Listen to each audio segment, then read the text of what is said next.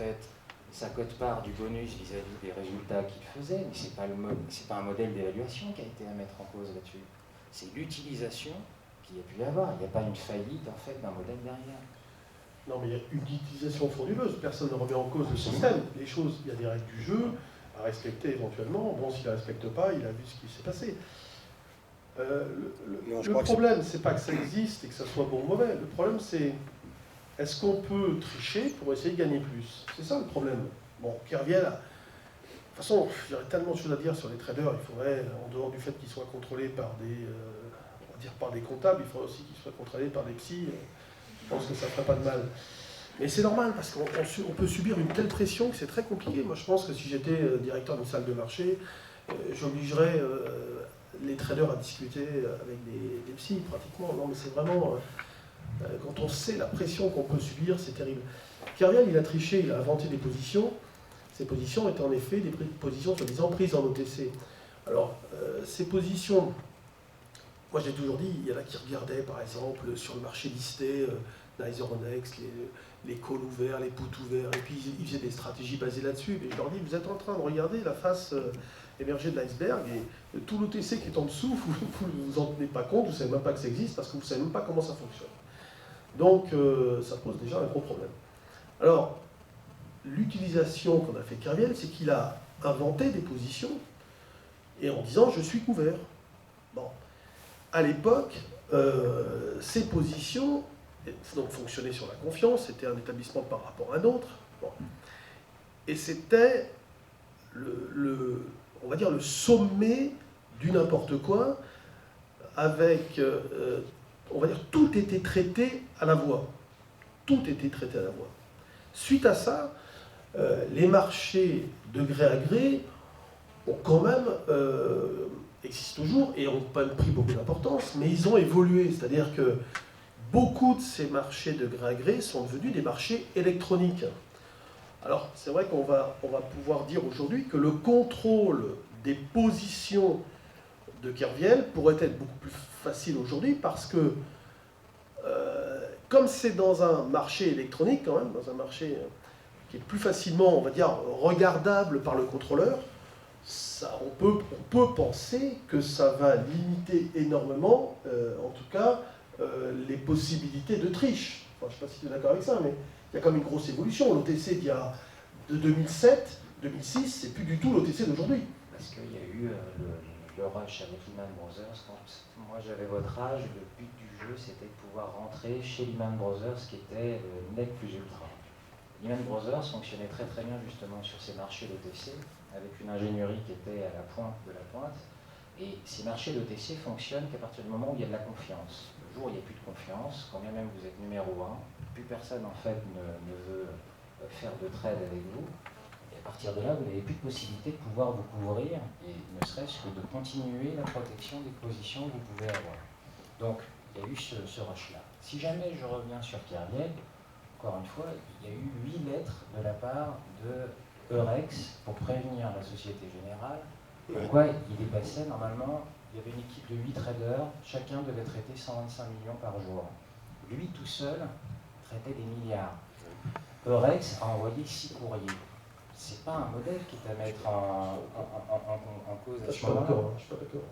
Les positions de Kerviel étaient énormes, mais si vous additionnez tous les traders de la SocGen qui était à l'époque numéro 1 mondial, on ne pouvait pas dire que ces positions dépassaient l'entendement. Elles étaient importantes, mais elles étaient un peu noyées dans la masse, et surtout elles étaient soi-disant hedgées. Le problème, c'est que la SocGen n'a pas réagi quand on leur a dit que les positions dépassaient 10% du DAX, 10% du CAC, ou tangentaient en tout cas les 10%, alors que normalement sur un marché option, on n'a pas le droit de dépasser 10%. C'est interdit. N'empêche que Kerviel, il était contrôlé par 2 personnes au-dessus de lui qui étaient des contrôleurs. Alors, je ne sais plus s'il y en avait 1 ou 2 qui étaient des purs contrôleurs. Le gros problème, c'est que les contrôleurs ne sont pas assez vicieux. Et le trader, l'ancien trader, lui, il était, je crois, en niveau 3 au-dessus. Voilà. Et après, il y avait... mais bon, moi, j'ai bien connu des gens qui étaient pas loin et qui me disaient il y a un défaut, évidemment, de contrôle, parce que un trader, c'est quelqu'un qui est, par nature, quelqu'un de risqué, il représente un risque important pour la banque, il faut le contrôler ce risque, on doit tout mettre en place et ça n'a pas été fait. Mais a priori, ce qu'on peut être certain, mais ça je le tiens, je dirais, de personnes qui étaient présentes, les gens qui étaient au-dessus de Kerviel étaient tous, la personne qui me le dit, et quelqu'un en qui j'ai confiance, étaient tous au-dessus de tout reproche. C'est-à-dire qu'ils étaient tous très honnêtes, il n'y a pas eu de magouille à ce niveau-là. En fait, c'est Kerviel qui, à un moment donné, a certainement pété les plombs, a inventé des positions, a mystifié un peu tout le monde, jusqu'au moment où ils s'en sont aperçus. Mais on va dire que le système de contrôle, dans cette affaire-là, il est mal fait. Il est mauvais. Et les gens qui étaient censés le contrôler n'étaient pas, allez, on va dire, pas assez vicieux. Et en fait, il a fait le même coup que dans les années 80 avec la banque de la Reine, avec Barings.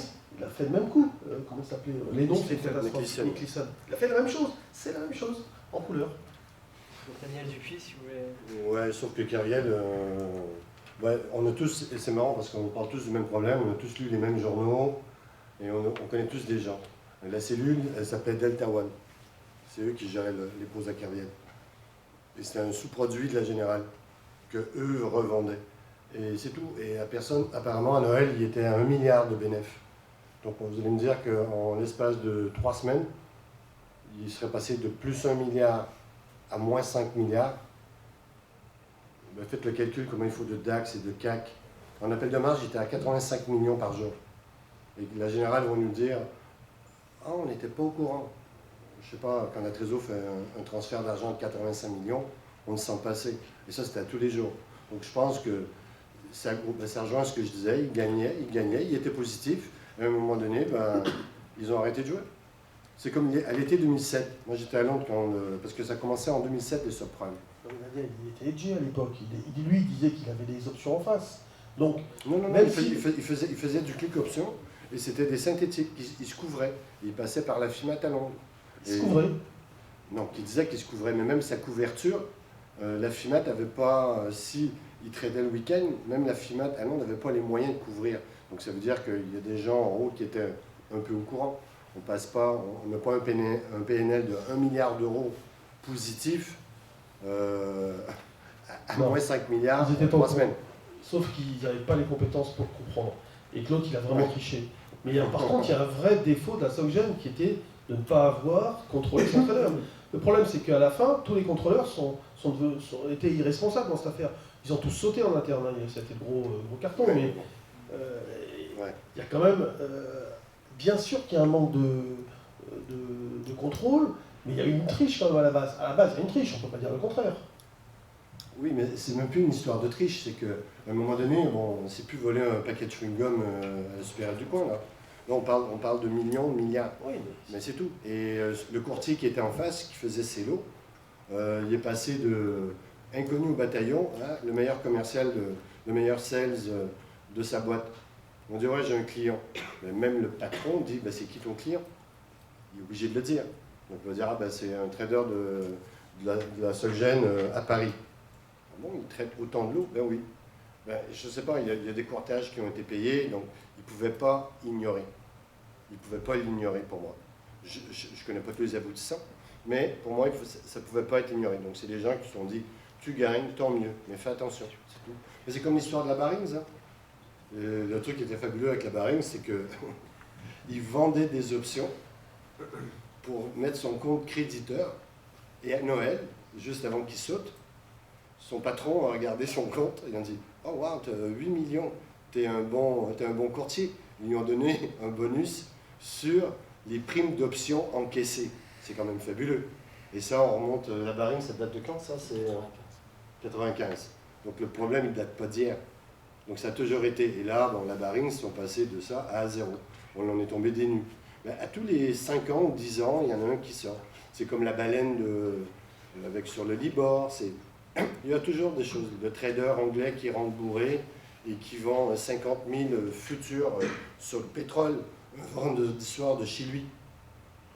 D'où cette personne-là a accès à la station de trading de chez lui et a appuyé pour 50 000 contrats. Le déposit pour ça, c'est colossal. Mais il l'a fait. Et ça, c'est récent. Donc on parle de contrôle. On me disait, Morgan, oui, le modèle, il fonctionne. Mais comme mon père disait, là où il y a de l'hommerie, c'est tout. Les gens, ils font leurs calculs, ils disent, ben, si ça passe, tant mieux. Et comme je disais à des amis, on prend le Forex en ce moment. Les comptes. Là, maintenant, il y a des courtiers qui offrent des leviers de 1000 maintenant. Avec 100 dollars, avec 100 dollars de dépôt, on peut avoir un levier de 1000. À 10 000, faites le calcul. Ça veut dire qu'on peut jouer avec 5 millions en mettant 1000 euros sur la table. Et c'est aujourd'hui. Et c'est pour le particulier. Donc transposer ça à des banques qui ont des milliards en gestion et qui font de l'ingénierie financière pour optimiser leurs capitaux, je ne sais pas, il ne faut pas avoir fait maths sup pour comprendre qu'il y a quelque chose qui n'additionne pas. Et ça, c'est autorisé. Et c'est légal. Donc demain matin, je peux vous donner des listes de courtiers. Mettez 1000 euros, vous pouvez déplacer 5 millions. Bon. 5 millions, 5 millions, 1 million, pardon. 500 000 ou 1 million, ouais, c'est 1 million. 1 million. C'est ça. Avec 1000 euros, tu déplaces 1 million. Oh non, c'est énorme. Tu comprends pourquoi il y en a qui se trompent? Ah oui, exactement, ouais. Mais bon. Pour ça qu'il a, tu vois, il a fait la même erreur que toi. Quand il appuie sur le bouton, il a cru qu'il pouvait faire 5, et en fait, il avait le droit que de faire 1. Sauf que je ne suis pas payé 200 000 pour faire le contrôle de gestion. C'est juste la petite subtilité. Donc Et selon que vous, je ne suis pas invité en week-end exotique par la banque. ouais, ça. Oui, mais c'est la réalité, elle est là aujourd'hui. C'est ça qu'il ne faut pas oublier. C'est tout le petit côté qu'on ne parle pas, mais il y a tout inviter les clients, les sortir, les ci, les ça. Ben, la personne a fait son calcul. Elle dit, ben, moi, ça va me donner 2 millions, ça va me donner 500 000. Ah, ok. Bon, tu oublies la transaction. C'est comme ça. En bourse, c'était les fichistes. Tu vois, c'était les gens qui allaient, qui faisaient... Bon, on s'arrangeait avec les fichistes. On dit, ouais, bon, tiens, livre-le pas tout de suite, là, parce que j'ai pas encore fait l'opération. Pourquoi? Ok. Oups, c'est bon. Puis là, on faisait une petite soirée, on invitait les fichistes. Ils étaient contents. Et c'est comme ça que ça fonctionnait. C'était rudimentaire, mais c'était à petite échelle. Mais aujourd'hui, c'est plus en millions ni en milliards, c'est en billion, trillion, 12 zéros après, même dans les calculettes HP, ça ne rentre plus les 12 chiffres. On est en exponentiel, non? Là, vous notez sur un petit bout de papier, vous avez plus 3 zéros. Là, il a mis les fichistes, moi, les preneurs d'ordre, hein, ils faisaient des propositions. Vous en voulez une, tiens, marrante, mais ça n'a rien à voir avec le débat, mais un truc marrant. Moi, voilà ce qu'il me proposait. Il me dit, Jean-Louis, en général, tu as de bonnes idées. Alors, je vais te faire un truc. Si le marché monte, si tu penses que le marché va monter, tu vas me dire, vends 10 contrats. Et lui, en fait, quand je lui dis de vendre 10 contrats, il en achète 10. Si je ne me trompe pas avec le marché, et j'ai raison, le marché va monter, comme il les a achetés, on va tous gagner de l'argent, et à la fin, on partage. Et quand donc je lui dis, vends 10 contrats, lui, il les achète, si le marché baisse, il va perdre de l'argent, puisqu'il les a achetés. Exprès, hein. Et moi, si le marché baisse, je vais dire, attends, excuse-moi, mais tu m'as dit quoi tout à l'heure? Tu m'as dit que je suis en une position de 10 achats, mais non, je suis 10 à la vente. Ah non, tu m'as dit 10 acheteurs. Écoute l'enregistrement. Et quand on écoute l'enregistrement, on entend, moi par exemple, dire « vends 10 ». Et là, à ce moment-là, il mettait en compte erreur. Donc on jouait, éventuellement, à coup sûr, sur le dos du broker. Vous avez compris l'arnaque? Non mais là, il vous en a donné une petite, moi je vous en donne une grosse, mais bon, moi je le faisais pas parce que j'avais pas envie de le faire, et puis voilà, moi j'étais amoureux du trading, donc j'étais pas là pour arnaquer, de toute façon tu pouvais pas le faire 50 fois non plus, mais vous avez bien compris ce que j'ai dit, c'est-à-dire que si je pense que ça va monter, je dis de vendre, je dis d'acheter, je dis de vendre, il achète, en général j'ai raison, je me trompe pas, donc je gagne de l'argent, mais j'ai une couverture, parce que si ça part dans l'autre sens, j'avais dit de vendre. C'est beau. Morgane Proazec, si vous voulez. C'est vicieux, hein. Et on est filmé en plus. Non, je ne l'ai jamais fait. Jamais. Mais pour C'est vrai, en plus. revenir au risque, même ne serait-ce que les modèles mathématiques pour évaluer une option, ils sont complètement différents d'une banque à l'autre. On a énormément progressé là-dessus parce que il y a quand Non, même le encore... truc que je veux dire, c'est que les banques entre elles, Oui, mais tout le monde tourne. On est dans un marché qui est un marché de village. C'est-à-dire que quand vous intégrez JP Morgan, il y a énormément de chances pour que vous passiez par la suite chez HSBC. La personne qui était chez HSBC se retrouve chez JP Morgan à la place. Donc tout le monde tourne sur les mêmes emplois. Donc forcément, quand vous avez un modèle dans une banque, un modèle qui est particulier, évidemment, il va y avoir, quand vous changez d'employeur, vous apportez aussi l'ingénierie que vous avez pu accumuler chez votre employeur précédent. Ce qui fait que pour toutes les banques, quand bien même il y a des modèles qui sont différents, alors ça tient à un côté traditionnel ou à un besoin d'innovation, on arrive à peu près à avoir les mêmes modèles, ou en tout cas à peu de choses près. Ces modèles-là, il y a ce qu'on traite et ce qui va servir au trading et ce qui va servir à la couverture. Et puis il y a des modèles qui ne sont pas des modèles d'évaluation, mais qui sont des modèles de cotation. C'est-à-dire qu'on connaît tellement en fait la valeur des produits qui sont traités, par exemple pour les options, que des modèles type Black-Scholes, que vous avez peut-être vu en cours, ou que vous verrez, sont devenus des modèles de cotation. C'est-à-dire qu'on sait que le modèle n'est pas bon, mais on a besoin d'avoir une langue, et de parler la même langue, et de parler de volatilité. On discutait tout à l'heure, quand on vous parle de volatilité, vous allez raisonner en termes d'écart type. Il y a énormément de manières différentes de calculer la volatilité. Il n'empêche que, quand vous allez travailler sur un desk, si jamais on vous parle de volatilité, c'est forcément un écart type. Donc, voilà, c'est uniquement trouver un langage qui nous permette de nous comprendre quand on a besoin de s'échanger des produits. Évidemment, donc, ce langage-là et ces modèles de cotation, par rapport à la gestion qui va être faite, bon, sur les produits qui sont extrêmement matures aujourd'hui, on sait à peu près où est-ce qu'on va. Et encore une fois, ce sont des règles de bon sens qui vont juguler le risque. Vous avez des générations de market makers sur le CBOE, donc le Chicago Board of Option Exchange, qui ne dépassaient pas le niveau du certificat d'études et pourtant ont réussi à gagner leur vie avec. Pourquoi? Parce que c'est du bon sens, c'est du bon sens agricole sur les prises de position qui peuvent être justement initiées sur le marché. Donc, on peut fonctionner sans mathématiques du tout, on peut fonctionner avec des modèles extrêmement complexes. De toute façon, in fine, en termes de gestion du risque, c'est du bon sens. Et ça restera du bon sens. Vous avez peut-être appris, parler de Markowitz ou des choses comme ça, ou du MEDAF, je cherchais le terme en anglais. Ces modèles-là, par exemple, de diversification du risque, on vous explique qu'un portefeuille doit être, par exemple, diversifié. Mais c'est exactement, on peut faire le parallèle avec quelqu'un qui aurait un prêt et qui fait du blé, et si jamais en fait il a une bactérie ou un insecte qui va détruire sa production, on va lui dire non, il ne faut pas faire que du blé, il faut faire du blé, des carottes, du maïs, etc. Si jamais il y a une inondation en fait sur le même champ, qu'il ait fait différentes cultures ou une seule, le résultat sera identique. Je retranspose ça au marché. Si jamais vous faites une allocation d'actifs avec un portefeuille, avec un petit peu de ceci et un petit peu de cela, au moment où il y a un crack sur le marché, tout chute. De toute façon, il y a besoin en fait d'avoir de liquidité. Les premières, c'est pour combler le passif que vous pouvez avoir avec des appels de marge. Et puis le second, c'est parce qu'il y a forcément une crise de confiance. Qui dit crack, dit crise de confiance. Elle peut être instantanée ou elle peut être plus longue. Et à ce moment-là, vous avez une corrélation parfaite vis-à-vis de tous les actifs financiers que vous avez, c'est-à-dire tout chute. Plus confiance, on a besoin de sortir. On en arrive même à, et là je reprends le côté modèle et hypothèse de départ, dans tous les bouquins que vous pouvez lire, on vous parle, vous avez peut-être eu l'occasion de le voir déjà, du taux d'intérêt sans risque. Le taux d'intérêt sans risque, tout le monde qui fait ses études lisait des bouquins, le John Hood, etc., avec du taux d'intérêt sans risque. Le taux d'intérêt sans risque, c'était non seulement sans risque, et forcément positif.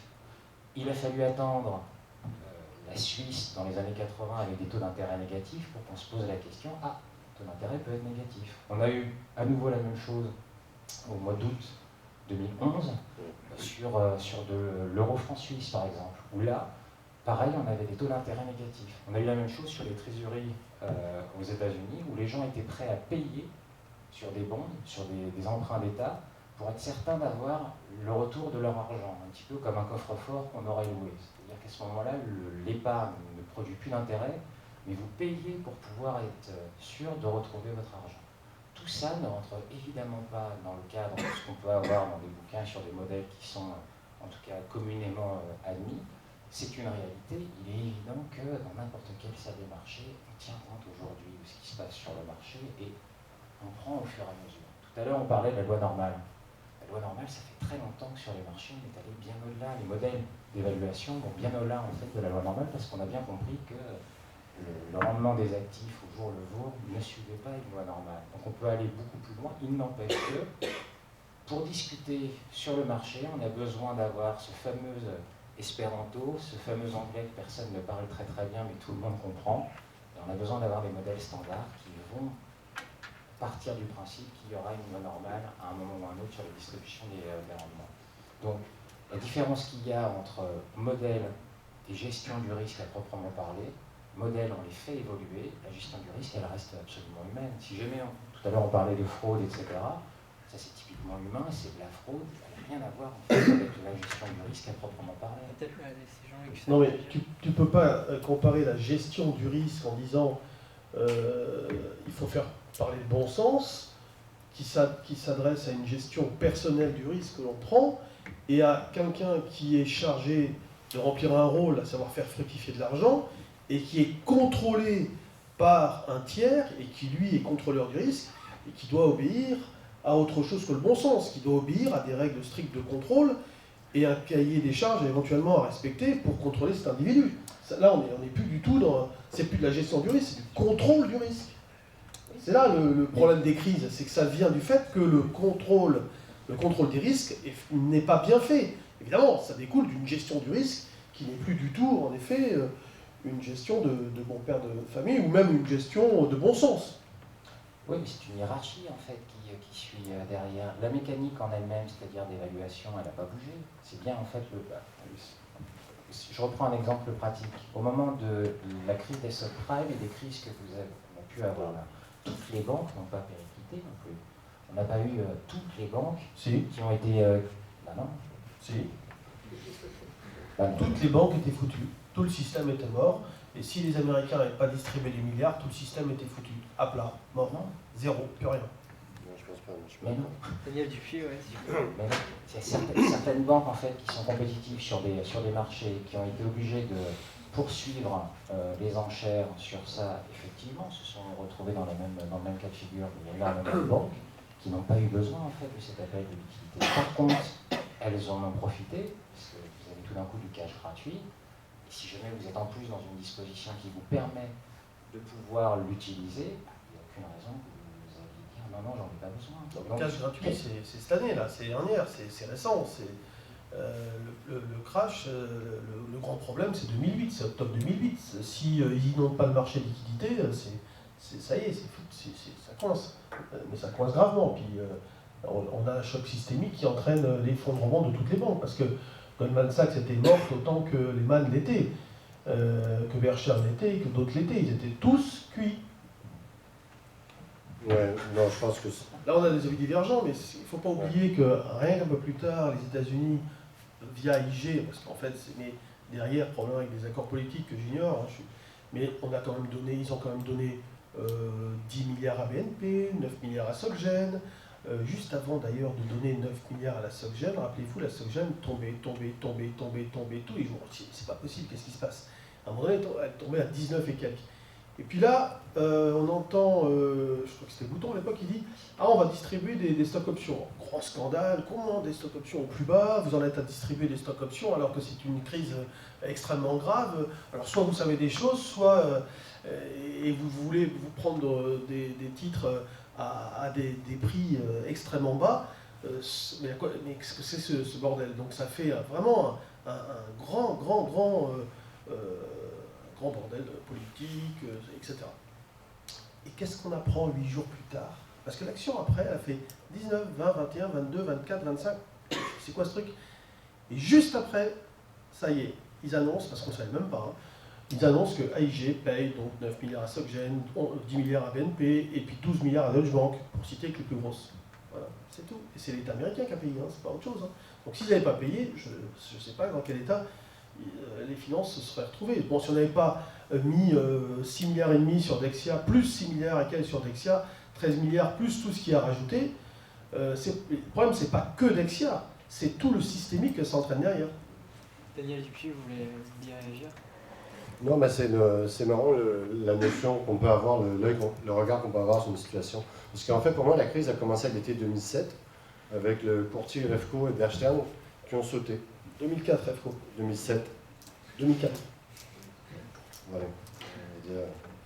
2004. Pour moi, c'est 2007. Et pourquoi il a sauté? Parce qu'il y avait une échéance qu'il n'a pas pu rembourser. Et quand c'était annoncé dans les journaux, il y a une banque française, pour ne pas la citer, elle a dit non, nous, on n'est pas impliqués là-dedans. Et le lundi, elle dit, ah, on a peut-être 1 milliard ou 2. Le vendredi, il n'y avait rien dans les livres.